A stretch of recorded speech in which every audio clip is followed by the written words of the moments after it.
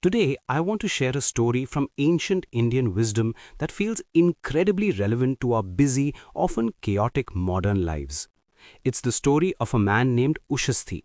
This isn't just a tale from the past, it's a lesson on how to survive a crisis without losing your soul and how to find the deeper meaning in the things we do every day.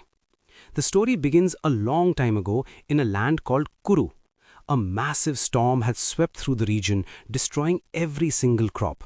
There was no harvest, no grain, and soon no food. Among those suffering were a wise man named Ushasthi and his young wife. They were starving. Eventually, they had no choice but to leave their home and walk towards a distant village, hoping to find a way to stay alive. By the time they arrived, Ushasthi was so weak from hunger he felt he might not last the day. He saw a man sitting by the road eating a simple bowl of boiled lentils. Now Ushasthi was a man of very high principles and discipline, but in that moment he realized he was at a breaking point. He walked up to the man and asked him for a bit of food. The man was kind. He shared a small portion of his lentils with Ushasthi. But here is where it gets interesting. After Ushasthi finished eating, the man offered him a drink of water from his own cup. Now back then, there were very strict rules about purity. Sharing water from the same cup was considered a violation of those rules. Surprisingly, Ushasthi refused. He would not drink the water. The man was confused. He asked, "You ate the food I gave you, but you won't drink the water? Why is that?" Ushasthi's answer was very practical. He said, "If I didn't eat those lentils, I would have died. In a life or death situation, the rules can be bent to ensure survival. But water? I can find water in other places. I don't need to break my discipline just for convenience." Think about that for a moment. This is a powerful lesson in crisis management.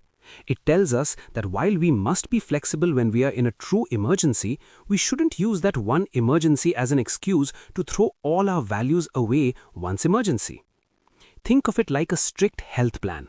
If you're stuck at an airport with no healthy options and you're starving, you eat what's available to keep your energy up. That's survival. But you don't use that one meal to keep eating junk food for the rest of the week once you're back home.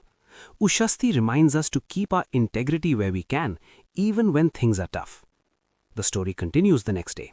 Having regained his strength, Ushasthi went to a grand ceremony held by a king. There were many priests there chanting prayers and performing rituals. Ushasthi watched them for a while and then did something bold. He walked up to the priests and asked them a simple, pointed question. "Do you actually know the meaning of the words you're chanting?" He explained to them and to the king that doing a task just out of habit isn't enough. Whether it's a prayer, a ritual, or even our daily jobs, if we just follow a routine without heart or understanding, the work loses its power. It becomes hollow. The king was impressed. He saw that Ushasthi wasn't trying to be arrogant. He was being kind. He didn't want the priests to lose their positions. He wanted them to perform their duties with true knowledge so that the ceremony actually means something. So, what can we take away from Ushasthi's journey today? First, be disciplined but wise. Stick to your principles but be humble enough to accept help when you truly need it. Don't be so rigid that you break, but don't be so flexible that you lose who you are.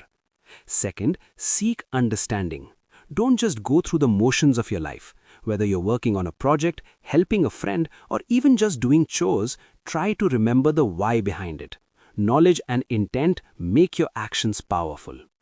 In a world that often asks us to rush and just get things done, Ushasthi asks us to slow down, survive with dignity, and act with purpose. Thanks for listening today.